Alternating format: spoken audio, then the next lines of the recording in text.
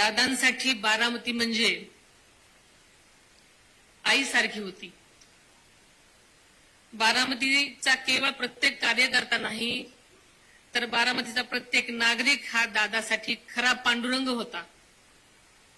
बारामतीकरांची सेवा म्हणजेच पांडुरंगाची सेवा, हाच दादांचा विश्वास आणि आधार होता. बारामती म्हणजे दादांचा श्वास होता. म्हणूनच त्यांचा अखेरचा श्वास देखील बारामतीच्या मातीतच विसावला.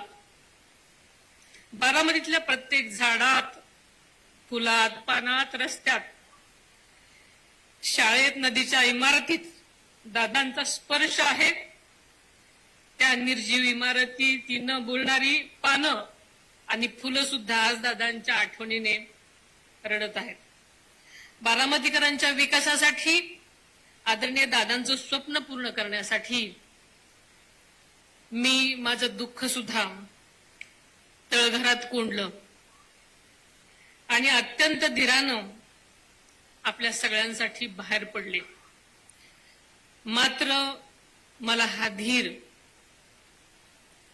तुम्हा बारामतीकडे बघूनच आला आहे. तुमचं प्रेम, तुमचा पाठिंबा, तुमची साथ हीच माझी शक्ती आहे, हे पहिल्यांदा मी नम्रपणे कबूल करते.